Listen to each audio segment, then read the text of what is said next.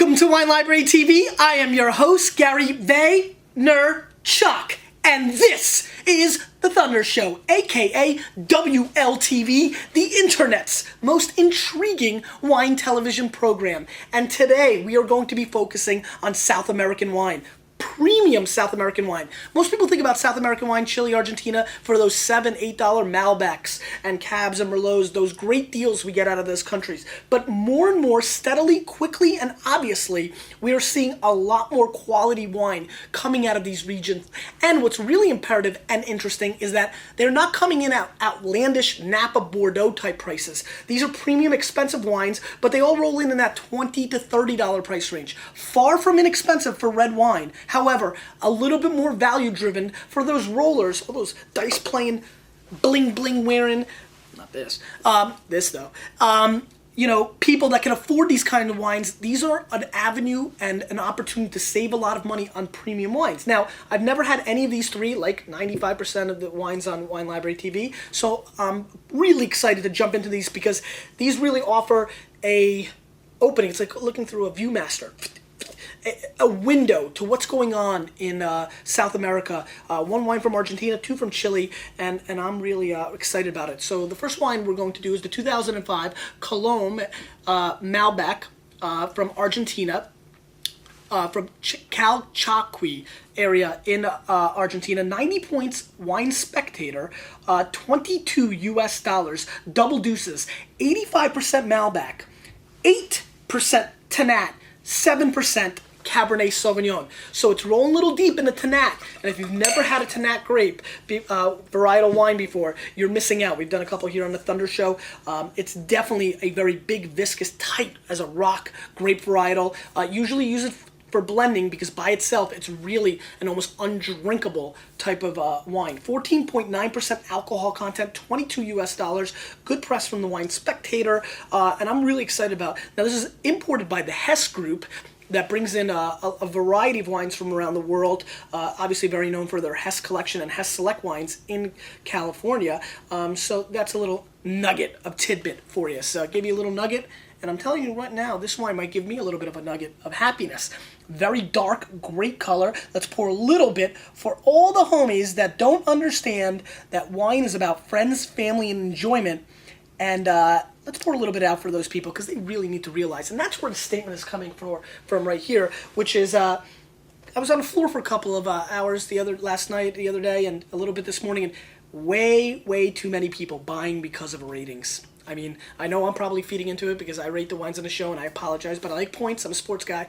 But drink wine for yourself. Don't run away from an 88 or an 86 point wine like it's the Black Plague. I think many times you've seen wines that I've loved that you haven't, and vice versa. Everybody's got their own palate. Trust yours. Enjoy it. Once again, one more time for that group. Wine is fun. Fun. Let's move on. And family's number one. And then the Jets. And then fun. All right, let's get into this wine. Enough blabbering. A little bit of a sniffy sniff. Say it with me.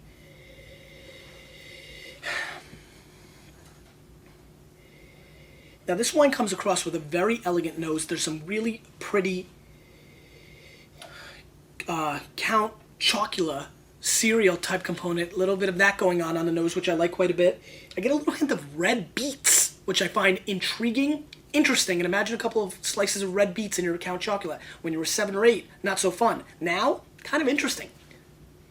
Let's give it a whirl. Very intriguing nose, very red oriented, so there are little hints of cherries and strawberries mixed around with those. The red beet really component is quite obvious, and then you definitely get that artificial sugared cereal Americana love, Count Chocula. I never really ate that too often, Mott.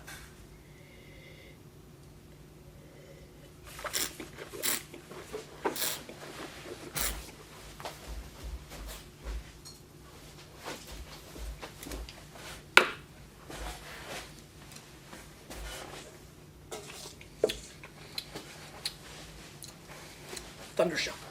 Thunder Tap.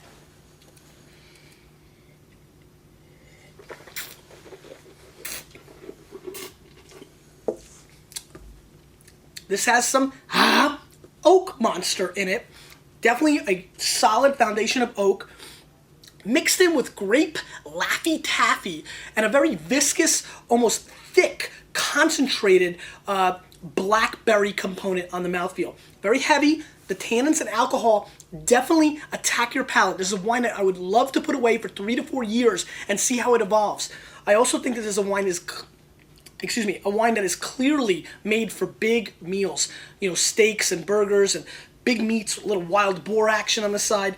A very complex, serious wine. I think the Tannat really gives it some really broad shoulders and a little bit of anger. Now, don't go Barry Bonds on me, but it didn't. And that's what I'm excited about. Even though it's got some muscles, it feels like they did it the old-fashioned way. There's not a lot of fake fruit in this wine, which I adore. A real problem for Barossa Valley Shirazes, for example.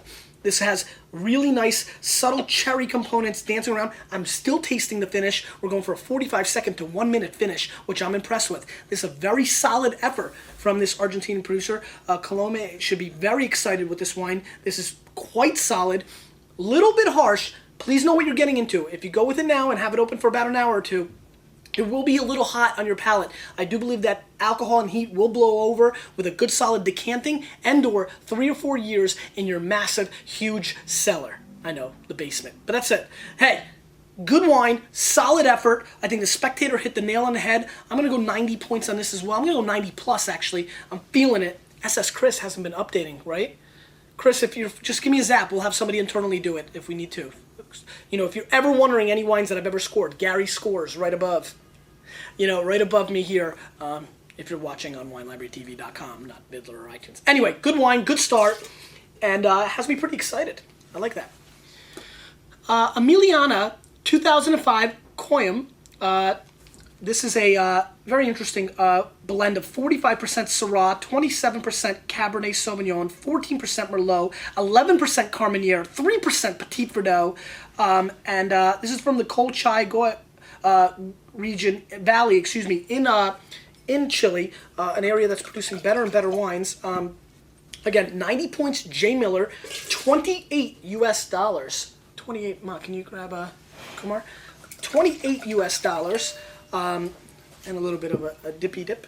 So not far from inexpensive, but the greatest number 28 of all time, future Hall of Famer Curtis Martin. Let's rep him up.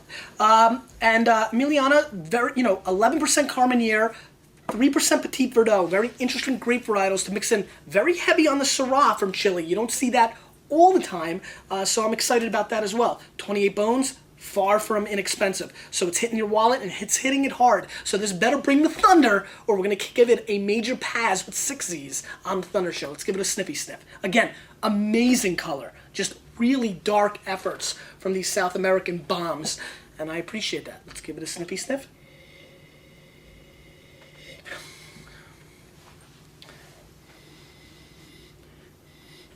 I get vanilla-covered asparagus coming through on the nose quite obviously. I get some really interesting Kit Kat type flavors coming through as well. Pretty. Let's give it a whirl.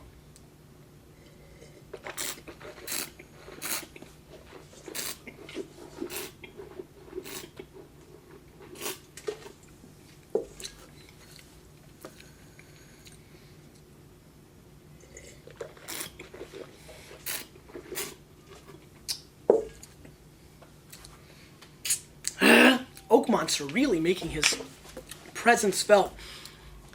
Everything that I loved about the Colome, the Coyam is struggling with. It does taste like a fruit bomb. It does go a little bit more towards that Barossa over-the-top fake fruit. Now, I bash on Barossa quite a bit. Let me just make a quick little side note.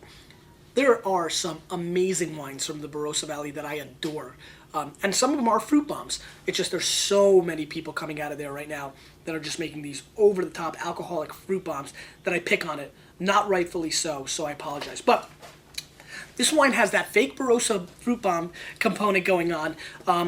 Really sugar-fied. Really like the difference between the way Splenda tastes in your mouth and real pure sugar cane, or sugar. Cube, actually, that's what I like. My grandpa, Shia, passed away when we first came to America. Can you imagine? He was 78 years old, lived in Russia his whole life, and then he moved to America. Crazy.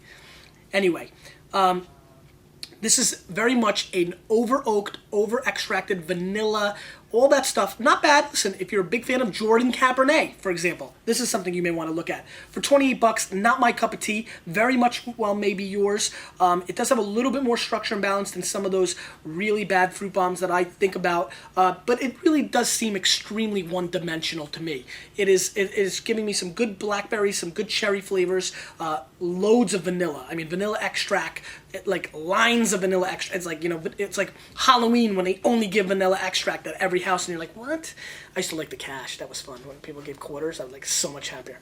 And whatchamacallits, best candy bar on earth. Anyway, I'm giving this wine a pass with 4 Z's, just like we predicted. I'm going to score this wine 84 points. I find it to be a pretty lame, meh effort, and I feel that I can definitely find this type of wine and flavor profile in many $12 to $15 Spanish and Australian wines. Let's move on. Jesus, I didn't need to work out this morning. Chocalan, the Chocalan 2004 Gran Reserva blend from Chile. This wine is 30% Cabernet, 24% Malbec, 15% Merlot, 13% Syrah, 10% Petit Verdot, and 8% Cabernet Franc. That's a lot of grapes. 1, 2, 3, 4, 6 different varietals going on in the blend of this wine. The bottle feels like it's 47 pounds. Kudos to the marketing from the Chocalan people. $22 US again, another $22 one. 91 points, J. Miller. Let's see what's going on here. This is a very, very good producer. I really like their lower end wines, so I'm super excited about trying this wine. 54% of it is Cabernet and Malbec, so a little more traditional, but they went with the Merlot and the Malbec, not the Malbec, the Syrah, the Petit Verdot, which everybody knows I love the PV, and the Cab Franc.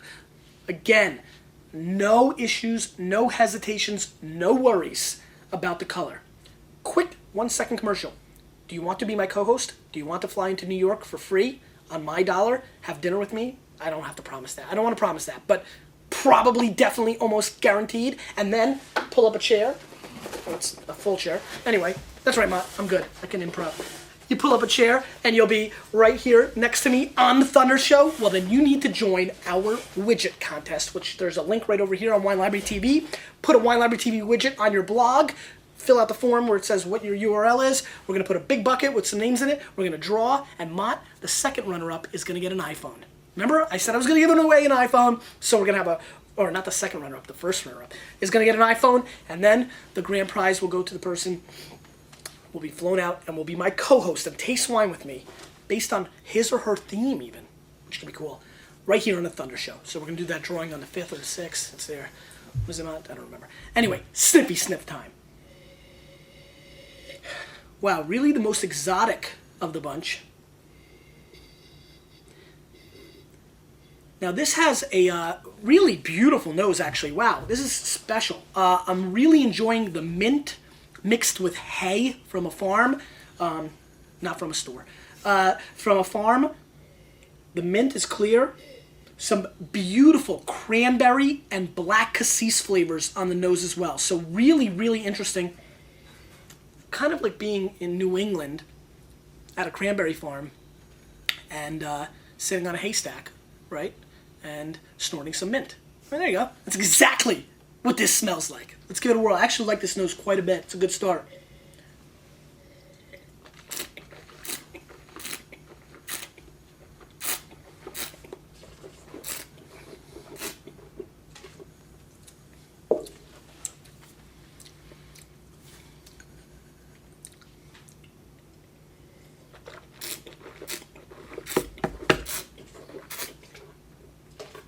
This is good. Wow, this is really good, actually. This is a fruit bomb that I am completely seduced by. The purity of the black currants on your mouthfeel is borderline obnoxious. Really structured, beautiful back end hints of raspberries and asparagus coming through. Really seductive, fruity raspberry pie on the finish. And the reason I say pie and not just raspberries is it tastes like raspberries, like those little like custard pies, like you know what I mean, right, Ma? Like you go into a nice bake, like real small, and it's like it's got like It's like a little like pie with like a little custard and like a raspberry or two on top. That flavor is extremely obvious on the finish, but none of it compares to the fact that you think you're drinking pure concentrate cassis fruit juice as you're drinking this wine. Polished, well made, tremendous for New World fans because the fruit is so explosive. The structure and elegance and balance for Old World Bordeaux fans. This is a double bubble, my friends. A wine that hits that sweet spot, that perfect middle of a wine that's got New World love and Old World charisma. This is a serious wine. J. Miller nailed it. $22. I challenge you, Napa Valley. I challenge you, Bordeaux, to put out wine of this caliber and pedigree at that price point. I'm scoring this wine 93 points. It is a massive effort, and for $22 retail, one of the best QPRs that I can remember on the Thunder Show for a wine that really, see, there's been wines that we score, even that Sojourn I loved last night, the Cabernet. I had to even sneak a bottle home. I loved it. But that's for a Cabernet drinker. This, on the other hand, my friends, the Vaniacs out there, this is a wine that I think finds a home at all comers. There's, you know, this is not red versus blue, black versus white. This is gonna unite the wine drinking nation. I think 95% of wine drinkers love this wine. It's the wine I would recommend on the floor all the time or as a sommelier, because without knowing the preconceived palate of the person in front of you, this wine brings so many charismatic, interesting, intriguing, you know, flavors and dimensions that I just think you're going to hit everybody. 93 points. It's a big score for me, Ma, for a $22 wine. I'm excited about it. I'm going to drink it a little.